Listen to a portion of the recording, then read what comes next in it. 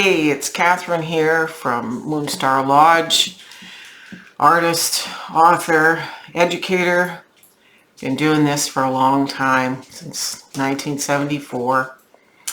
We're here on this incredibly chilly November 2nd, which is All Souls Day. So I'm still very much in a spooky mood, but at this point, I wanted to share with you a deck that arrived on my doorstep yesterday and talk a little bit about it. So this is a bit of a different video.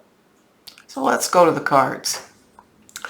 So you will see here, besides my cat's bottom, you will see that we have 4 decks. The Muse Tarot, the Light Seers Tarot, the Sacred Creators Oracle, and the new one, the Tarot of Curious Creatures. All 4 of these decks are by Canadian artist Chris Ann. I did remember at one point her last name, but she goes by chris-ann.com if you want to check out her website. And as I mentioned, she is one of the card makers that has mass market cards on Hay House. So you will be familiar with these 3 decks. The first one here on the left by Socks is Behind is called the Muse, and it's a very good tarot. It has some interesting collage style artwork. There's the back with a big boogie eye here, and some different. So here, materials is the suit in the minor arcana. So we have the Ace of Materials. Here's the 2 of Materials.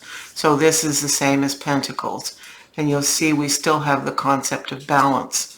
So it's photo collage and art. 3 of Materials, 4 of Materials, 5 of Materials, and so on. Let's see if I can find Major Arcana. Here's Strength. Beautiful card. Beautiful card. The Hermit. Again, great card. Maybe Brian can make these just a little bit bigger. Here's the Wheel.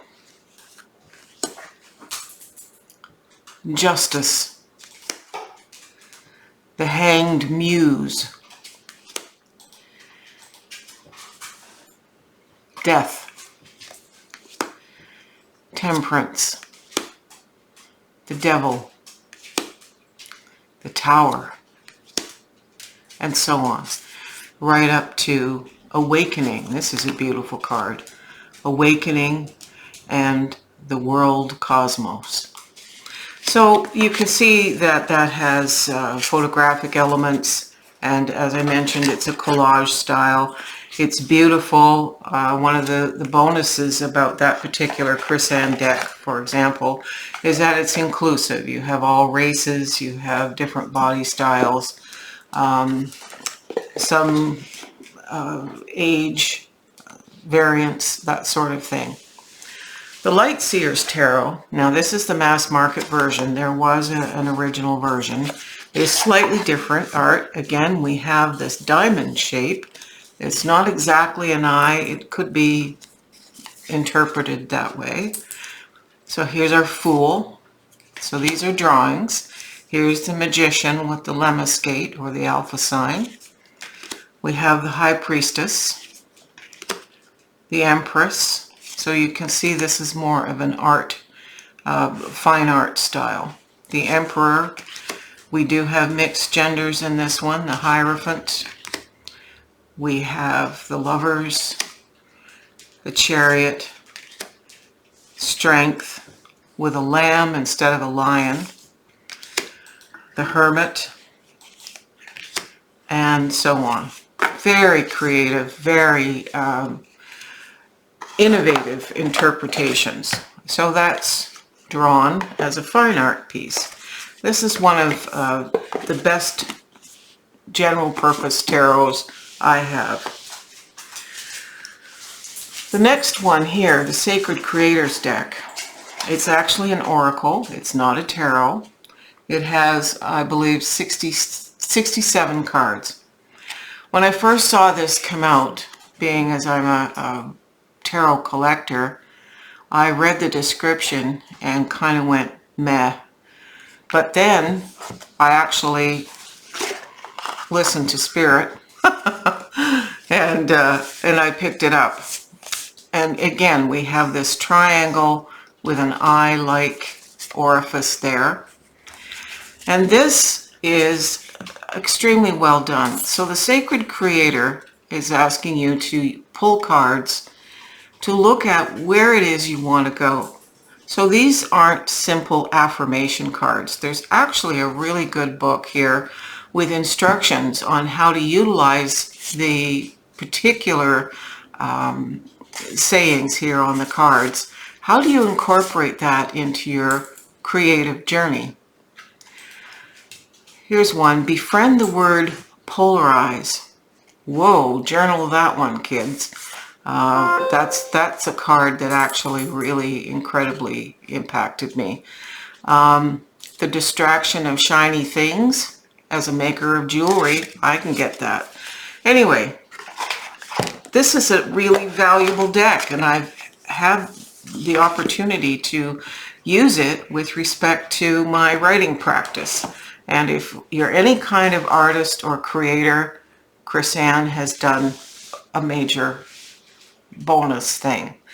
So Socks and I are just going to move this for a moment, and then we're going to talk about the curious creatures. All right, Socks is here because she is a curious creature. So here we go, same hay house kind of box, same stock, same size as the others. And this again is a combination of collage and animation. So here's the book. Well done, big, thick, wonderful book. It's not color, but that's okay. I don't need that. I'd rather have more information than pretty pictures, frankly, being somebody who's interested in the intellectual aspects. Again, on the inside of the box, you'll see a QR code, and you can go use your QR code app reader on your phone and actually get more information from her website simply by taking that picture. So here we have a very much augmented triangle. This has a very indigenous look to it, and it's got, I wouldn't call that an eye, but as I look at it, it kind of suggests hands. So it's been more augmented than the others. That way, if you did utilize these with some of the other oracles or a different oracle, you're going to be able to distinguish the backs because they are the same size card. So what makes this different is animal heads have been, in the main, superimposed on human bodies. Now, that may not be your cup of tea, but it's hysterical. Here's the Fool card, and this looks like a boxer, Jack Russell Terrier, jumping off the cliff. There you go. So this is an art card. We've got the Fool 2.0. So this is the Fool, and then the Fool with the human body. So if you don't mind the Fool with the human body, you pick that one, or if you want to use this Fool, you go ahead. Anyway, then we've got the Magician, which is a polar bear's head on a human body. We still have the lemniscate, the alpha sign, and we still have some of the objects that we see, the pentacles, the swords, the cups, that sort of thing. That's all there. The High Priestess is what we see on the cover.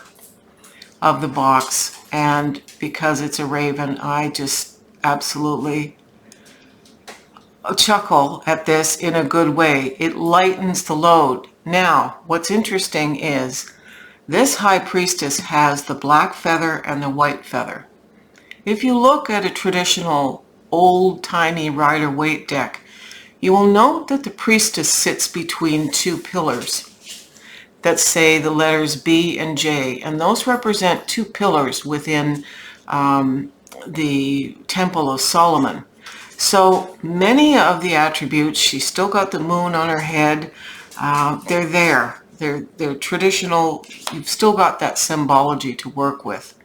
If you actually take the time to really peruse the card, and I'm sure you would. Here's the Empress. Not defined necessarily in pregnancy, which the Empress is often portrayed. But we have a bird head on this Empress. This is a hoot. The Emperor is a walrus. Lots of fun in his big red leather chair. The Hierophant is a llama in a bit of a kind of fancy dress there. The Lovers, these look like two parrots. The Chariot is a camel on a bicycle, but there are two cats there, you know, of course. Strength, the Hermit, a rhino in a dress. Love it, gotta love that. The Wheel of Fortune is a tiger sitting cross-legged here in the middle of that wheel. Justice, the Hanged Man, which is in fact the head of a bat. Death, looks like a vulture head, I believe. Temperance, pussycat angel, and I believe this is SOX approved, this angel here. The Devil,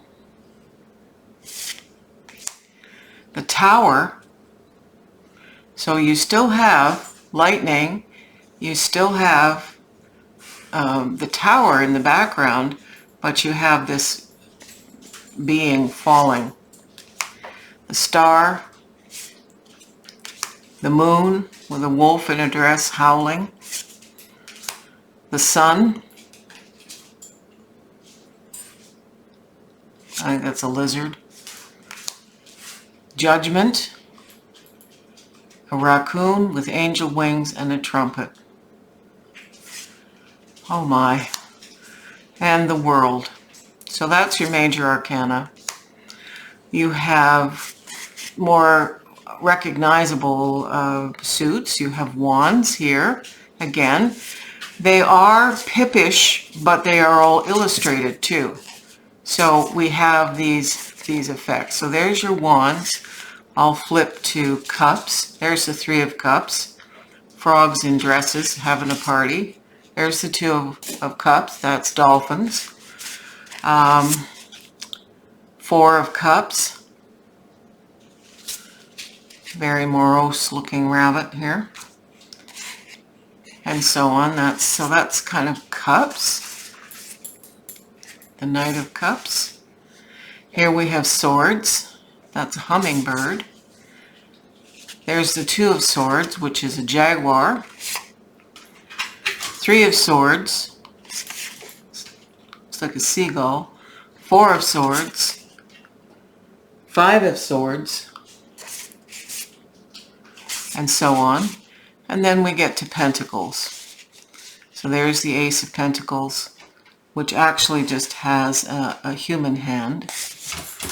The Two of Pentacles, and so on. Otter. There's the Ten of Pentacles. A couple of alligators. Extremely well done. So I just wanted to bring this to your awareness. I just received my pre-ordered copy. I didn't see it in the Hay House sale event that's going on right now. So if you want to grab it, I'm sure you can, but know that it's very, very well done, but it's not sloppily done just because it has a humorous edge. There's actually times when you need a non-horrifying or non-overly serious tarot deck, remembering that I have over 1,100 of them, and I've got some pretty dire decks that I would never use with clients because they would be frightening, and it's not my intent to frighten. You can flip the camera, Brian. So, I hope that little walkthrough, quick as it was, is helpful for you. And please know that these are very accessible, very useful, and extremely delightful to work with. And they're all very different. Okay, so that's our midweek little bit of silliness. And please give us a thumbs up because that helped somehow in Google land. Drop us a comment. I always love your comments and requests for decks you might like to see, because most likely I have that deck in this massive collection of mine. And we look forward to hearing from you. Aho.